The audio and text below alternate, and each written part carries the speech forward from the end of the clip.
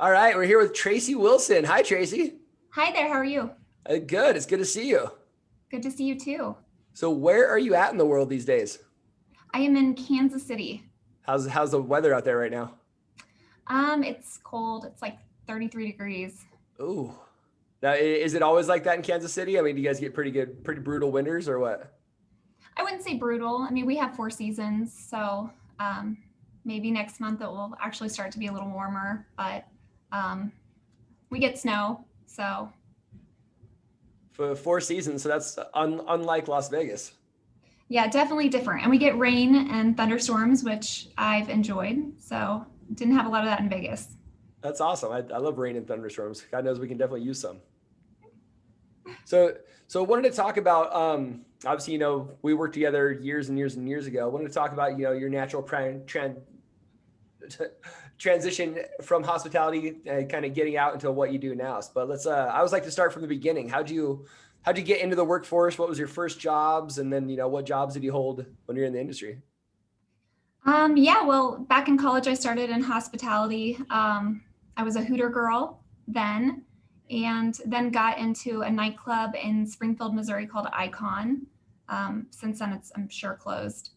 Right after I graduated, I moved out to Vegas and I got hired with you at Body English as a bartender. So that was in, I want to say 2008. I think six, if I remember correctly. I'm not sure. It was a long time ago. Yeah. So started out there, worked there a few years, and then they opened up Vanity. So we went over to Vanity. From there, I applied at Wet Republic, got hired there as a cocktail. So I think in 2010, I worked at Wet Republic for a year. And then the following year, I went to Encore Beach Club. And so I was over at Encore Beach Club for 5 years cocktailing. And then I went to Marquee for a very short second, and then jumped back to the Win at Intrigue Nightclub. And so I kind of finished up my industry time at Intrigue. Nice. I mean, those are all some amazing, amazing venues. If you got to work in hospitality, those are definitely some great venues to be in. Yeah, I'm definitely lucky. I felt very lucky to work at some of those places for as long as I did. How do you think your transition was going from the bartending to cocktailing? Well, as a bartender, I always wanted to be a cocktail because I saw them always having fun and running around. And, um, bartending is a lot of fun too, but you're literally working the whole time rather than having conversations with guests and things like that in a high demand nightclub. So I wanted to make that transition. And when I was able to, or when I, moving from Body English Vanity to Wet Republic, um, it was awesome. I mean, I loved it. I still love bartending, but just a different dynamic of the industry. And it was good to be able to experience both sides in Vegas, I guess. That's cool. I talked to a lot of other women who made that transition. Do you feel like you weren't as safe as you were more protected behind the bar as being like out in the crowd and stuff? Um, yeah, I definitely understand that. I mean, the bar, it's great to have that bar keeping you distant from patrons, but most of the venues I work at, they had great security. So if there was ever an issue, then you could just grab security. But I mean, yeah, definitely as a cocktail, you're definitely going to get grabbed more. There's going to be situations like that that happen. Yeah, it's unfortunate. I know people come to Vegas and they think like, oh, it's wild, wild west. I can do whatever I want. I mean, we saw it a lot. So it's I talked to other people who they feel a little safer behind the bar as when they're especially in a crowded nightclub. Like pools are different, but the nightclubs are dark and dark corners Mhm. and busy, and it's girls get very I don't know, abused or something like that. It's not cool. Yeah. Do you miss working in hospitality? Oh, absolutely. I mean, there's days that I'm like, oh man, I just miss, communicating with people. I mean, most people that are coming into those venues are either, celebrating or having fun. So everyone's just happy. And I met thousands of people from all over the world. And, I keep up with a lot of those people, but of course, and I sometimes still bartend at a wedding venue. So not very often, but it kind of fills that void. Um, So if that's something that you miss, I think that's you can always try to find something like that where you might bartend, once a quarter or something to kind of fill that gap. That's cool. I actually never really thought about that because I do miss like you know, just the interaction of people and stuff. I mean, I spend, you know, most of my day sitting in front of a computer all day. So I kind of miss that interaction as well. That's actually a good idea. Maybe I should go bartend like once a month or something. Yeah, like a wedding venue or something like that, where they just kind of reach out, hey, are you available? So that kind of fills that void for me. Yeah, that's cool. What was like your favorite thing about working in hospitality? Gosh, favorite thing. I don't probably the people. I met people from all over the world, a ton of friends from everywhere, and just getting to know so many different people. I mean, you normally keep a job for a year and then it's another group of people, as opposed to, you know, other jobs, you stay there forever and it's the same group of people. You're not meeting as much people. And then the money, oh, it was great money. So, Yeah, that comes up a lot. yeah, I can't I, lie. Money was great. yeah. What do you think? What was your like least favorite thing about working in hospitality? Least favorite. I don't know, I gave up a lot of like weddings and things like that that were important in life. And at the time, weekends were, you work every weekend. So, for 10 plus years, I never had a Memorial Day off or 4th of July or anything like that. So I missed a lot of important people's weddings and events like that. So I think it's just those things.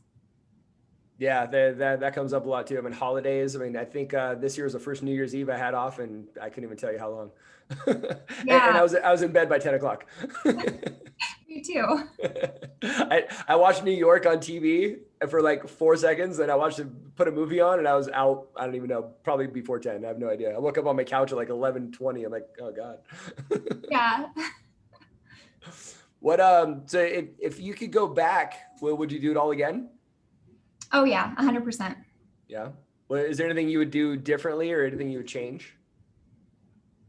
Um, Anything I would do different or change? I would have bought a house when I first moved to Vegas rather than towards the end. Um, What year did you buy a house in? Bought a house in 2016.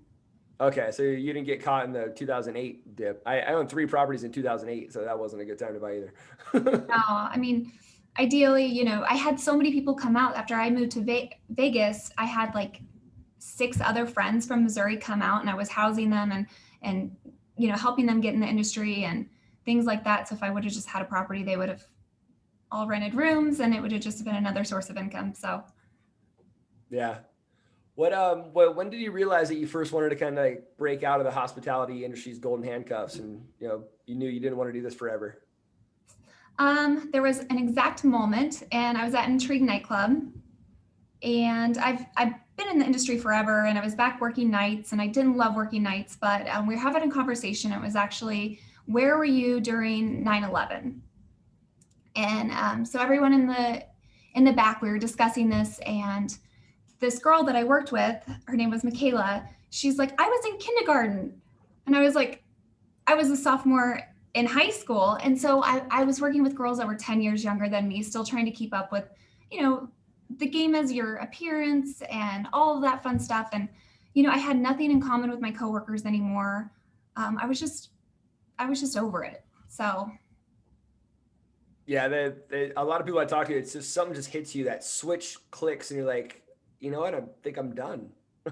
yeah, I mean, I loved all the people I worked with, but man, like having such a big age difference and what's important in your life and things like that, just it really the job just wasn't as fun anymore. I just really didn't enjoy it. Yeah, especially nowadays, there's such a generational gap between like now you got like TikTok and all this other stuff. Like what? Like it makes no sense. I don't even know how to work TikTok. Like I can watch the video. I have no idea, and I don't need to. Yeah. But another thing was like right actually towards the end, is when taxes were changing. And so we were starting to get taxed differently on our money. And for a long time, we had a huge tax advantage, so that changed. And they tried to sell it off as like, oh, well, now you can go buy a car because you're going to have more income on paper, or however they tried to sell it to make it sound better to us. But either way, after doing the numbers, it was going to be a huge difference. So Yeah, that was, I remember my bar back into the Hard Rock, our tip compliance was $1 an hour. And then fast forward, 12 years later, 15 years later, whatever, Hakkasan, I think it was like $48 an hour. yeah. Yeah, that was a huge thing. We got away with a lot of stuff for a long time, thank God. Yeah. What so how did you like when you knew that thing switched in your head, like, okay, I want to get out of here, I don't want to do this anymore. Did you already have like kind of idea of direction you wanted to go, or did you kind of like try some different things out? Definitely tried some different things out. I would have an idea and it'd be like, that's what I'm going to do. Let's do it. And when I was in Vegas, kind of like starting the transition, I started playing around like I always did, convention work, things like that, a little TV work on the side. So I was always dabbling in like extra work. But first, there was a warranty company that I worked for. I sold some warranties on the side, and I was pretty good at it, but I hated it. Um, Like warranties, what do you mean car warranties? warranties to use Oh, car dealerships. I get those phone calls all the time.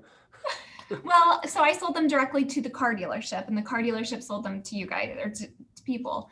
But and also like a few franchise ideas I was kind of playing with. So I knew I wanted to go back home. I knew I was going to go back to. I'm from a really small town where there's not a ton of job opportunities, so I wanted to be in the city. So I knew I was going to do that. The franchise idea just disappeared, so that wasn't really there. I had already gotten an apartment in Kansas City. So I had my apartment in Kansas City and my house in Vegas. And I quit my job in June of 2018. And I was still doing contract work. So I worked for Acura as a spokesmodel. So I would still travel and do those shows, and just random stuff. I would travel and just do like contracted gigs. So maybe a 10-day gig. So I was living in Missouri, just kind of doing a little work here and there. And I decided to start my own agency and do this warranty company. So I started ramping up and doing that. And I did that for a little bit and I realized I hated it. I hate used car dealers. I hate everything to do with it. I mean, I could see the potential. And, like the only thing that was like glamorous about it was running my own business and not having to answer to anybody. And having still my freedom, because in the industry, one of the best things is, having the flexibility. But I hated it. So then I basically took 6 months off, and I started asking my friends and family, what am I good at? What could you see me doing? That I would have those conversations with friends and family, like, and I'd get, well, you've always liked, finance, or you've always been good at, giving advice when it comes to money. Maybe I could see you doing like events. So just like different things like that. And I kind of really sat down. I mean, I think I even Googled like quizzes, like what am I good, looking for like, what am I going to do with my life? So I knew I liked finance. And so I decided to pursue that. I got online and I was like, in finance, like what is the highest standard you can hold? And, kind of figuring out that process. And so I found out like a CFP, which is a certified financial planner, is pretty much the top of the line. If you're looking for someone to work with, they have really high fiduciary standards, which means just always giving the best advice to you. So not selling you products, because a lot of people sell honestly really shitty products that people have. Life insurance. Yeah, absolutely. So I always want to help people. So I wanted to do something that, was helping people, but I could never do like a nurse or anything like that, like blood or anything like that. Just freaks me out. So it was just like, how do I help people and what's important to me? And so I decided to go the route as a financial advisor, and randomly reached out to just a company to ask questions like, what does this look like? How long does it take to ramp up? As a female in the industry, because it's not, it's probably 90% men. What's it look like? So kind of asking all those questions. And then I decided like, okay, that's what I'm going to do. So I started studying and taking different tests. First I had to take my Series 65 to become licensed. And then like over the last few months, I pursued my chartered retirement plan specialist, which just means I focus on a lot on 401k plans. So I have that, and then that's what I've been doing. So, and I really enjoy it. I love helping people. I've been able to help actually some people in the industry, which is great. So That's awesome, and that's something the industry desperately needs, as we were talking about before this. You know, everyone blows their money. Easy come, easy go. You know, the famous last words of, "Oh, I worked for free tonight," but you didn't matter Yeah. because you were making the money the next day. You know, all those bottle service like, "Oh, I'll blow $1,000 tonight, whatever." Yeah. Those are not good financial decisions. No, not at all. So what do you think what was like your time frame from like thought to like you're in it, this is it? Oh man, I mean, it definitely took a while. Like I said, I took 6 months off, and I can't say every day was a great day. There were days that, you know, I probably laid in bed like, what the hell am I doing with my life? What direction am I going? Like, I still was 1 foot in. I still had my house in Vegas, my apartment in Kansas City. Like, I was just kind of in a weird transition. So there were good days and bad days where like, oh, this is going to work. Oh, no, this isn't going to work. So just kind of like, 6 good months of just complete confusion. And then definitely a year and a half to really feel like I'm moving the right direction and I made the right choice and I'm enjoying what I'm doing. Yeah, and then that's what a lot of people I hear a lot of people say that, the 1 foot in, 1 foot out. They're like they're trying to do something while they're still bartending at night, and they're giving like half-assing either one, so it's neither one's getting their full attention. So they're really not committed to both and not really excelling at both. And it's really once you like cut that tie and you go all in that you really see forward progress. Yeah, absolutely. What and how about that last day that you knew you were going to resign? How'd that feel? Oh, it was hard. I mean, it was hard and exciting. I had been at the Win for 7 years. I loved the Win. I had dabbled in like, moving up to management position, but do I want to do that? Like, what's it look like if I have a family down the road, working those shifts? Like, and if you move up to that position, then cocktails are making more than you. And I was like, I'm not happy with that, working more, making less. So Welcome to management. yeah, so I was like dabbling in these questions, like, is it time to move out or time to get out? And when I made my list of all the pros and cons, I think I was, sure of it. Um, you know, I don't know. There were still times that I was like, man, I wish I would have held on for 6 more months and lived in Missouri, but flew out on Fridays and worked Friday, Saturday, just to make a little more money to stack. But I think I had to be, otherwise it would have just delayed me longer, like we just discussed. So Yeah, how many times do you hear one more year, one more summer, one more season? I mean, and then you've been saying that for 10 years. yeah, no, and especially as a female, at these jobs at the pool, it's, you get in great shape. I mean, it's stressful, going to those pool auditions, like, you're dieting and everything like that. Like, it's so stressful. And honestly, like, I didn't want to be the year that I just didn't get hired anywhere, that nobody wanted me, at that point. I wanted to be the one that was like, I'm done with you. Leave on your own terms. Yeah. So, I mean, but not having to go through those stresses anymore, every year during auditions, man, like, I don't miss that. And that's what a lot of people who aren't in Las Vegas, apparently they don't get. Like it is stressful. I mean, the pressure that they put on, especially women in the industry around pool season. I mean, girls aren't eating for weeks. I mean, they're in the gym 4 times a day. I mean, they're like bulimic. They're doing a lot just to try to get that job for the season. And then after the summer, it's over again. You got to do it all again next year. Yeah. I remember us like girls doing the most random thing. I remember us like wrapping saran wrap around ourselves and going tanning. We were so ridiculous. But I mean, I'm sure a lot of people did really weird things. Yeah, but I mean, you're doing all that because you get one of those jobs and that's like hitting the jackpot. I mean, that's golden. Those are huge. Yeah. So how would you say your lifestyle changes now? Not having to work late nights and all that stuff. Definitely different. I mean, honestly, right now it's just a different time. So I can't, I know before everything was going on with COVID, I mean, I was going out more, just enjoying dinners and things like that. I don't know, not a ton different, but I've learned to like find time just to enjoy enjoy things like reading and, maybe watching a show or like different hobbies. Because before, when I was in Vegas, I worked nonstop. If there was, if I wasn't working in the nightclub or day club, I was picking up a convention or something. I just was a workaholic. Yeah, you were always a hustler. I always admired that about you. So I think now, I mean, there's nights that I just go home and I cook dinner. And so just, it's different. You feel like you're happier and healthier now?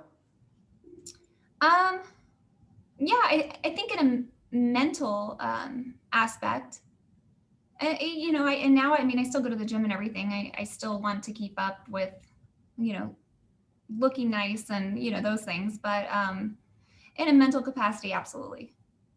Yeah, a lot of people don't understand that. I mean, especially in Vegas, I bring up Vegas a lot, but that's where we're from. But it's like the toxic environment of being in the industry, just all the negativity, the alcoholism, the drug abuse, everything that's you're surrounded by constantly. Yeah, absolutely. So taking yourself out of that situation, it's, you can live, it's your mental clarity is a lot better, I think. And then going to bed at normal hours and not having to work. Okay, I got a day shift, then I got a night shift, and I'm sleeping a few hours here, there, and then I'll catch up later in the week. And having a normal set schedule, it just goes a long way for your mental and physical health. Yeah, absolutely. And something that I've noticed, especially since being in Missouri, that I've lost a lot of friends that were in Vegas in the industry due to suicide, and kind of looking back at reflecting on how that lifestyle affects people. Not everyone, but there are some people that are in dark spots, and I'm sure that contributes to it. Yeah, it really does. I mean, I talk to a lot of people, especially during this whole pandemic. A lot of people are really, really struggling right now. And I mean, even before, there's, alcoholism, drug abuse in Vegas, people get off and start gambling because they don't know what else to do. So they just, and then they're, blow all their money. So that leads to more stress and just a vicious cycle. And yeah, we went to a lot of funerals of, suicides, accidental overdoses. It's tough. It really is. Yeah. And that's part of the reasons why I want to do this, is to help inspire and motivate other people to, get out of that toxic environment, and they'll lead happier, healthier lives. Absolutely. So since you're in financial management, wealth management, so what do you feel like your life would be different if you had like a better understanding of money while you're in the industry? Or do you feel like you were pretty good while you were there? Like you kind of already had some financial literacy?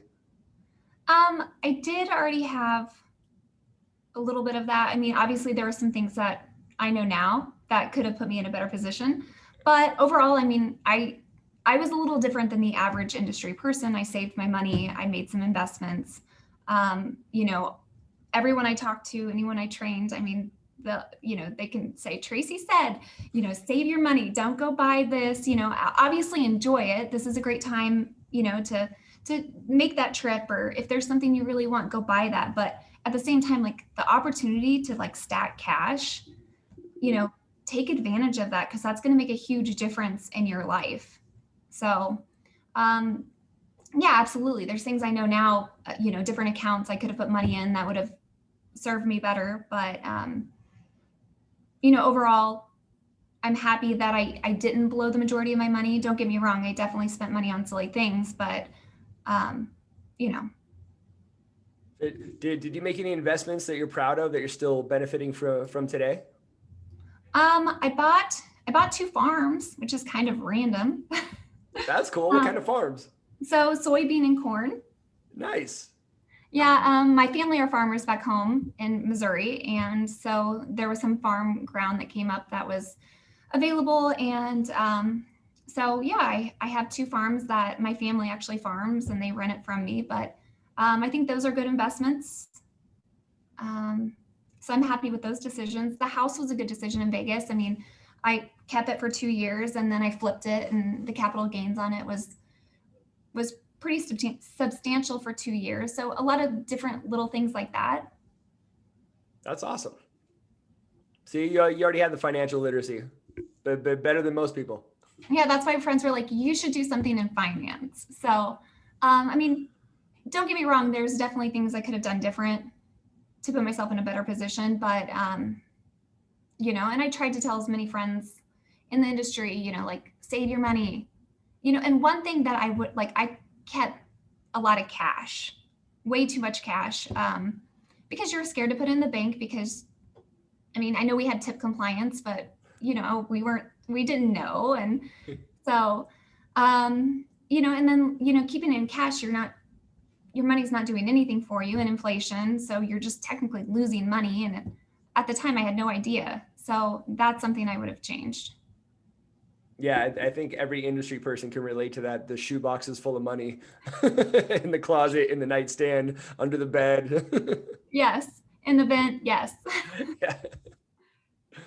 All right. Well, that kind of leads us to the rest. What's some advice you'd give to other people in the industry that are looking to get out? Um, ask what helped me was asking my friends and family, what I'd be good at. Making a list of, different things that you're interested in. Because if you don't have a path that you want to move towards, then it's really confusing. Like, what do I do? Where do I go? So I think taking time to talk to people that are important in your life on what they think you'd be good at and just really evaluating, what skills you have and how you can turn those into something else. That's great. And a lot of people, they kind of take the burden on themselves, but like, going to your friends, your family, and ask that question. Hey, what do you think I could do? Like, what do you think my strengths and weaknesses are? It's good to get criticism, and people can lead you in a good direction. I talk to a lot of industry people who they don't feel like they have any skills because they've just been a bartender for so long, or they've just been a waitress for so long. But they have amazing skills that they've never even tapped into yet.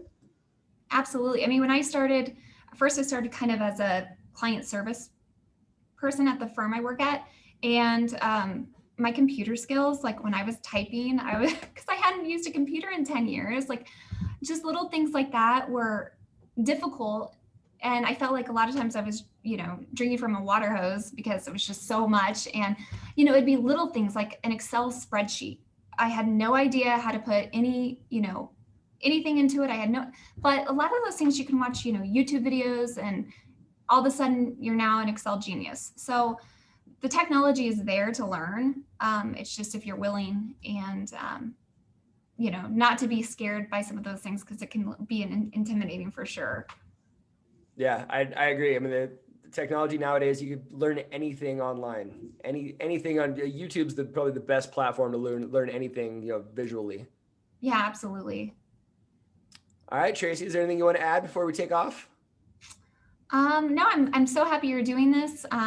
I hope it benefits a lot of people and just, giving people the courage to get out there and see what else they can do after the industry. So that's the goal. Just obviously trying to help inspire and motivate others. So I appreciate your time. I know you're a busy girl. It's so good to see you again. So good to see you too. All right. Take care, Tracy. All right. Bye. Bye.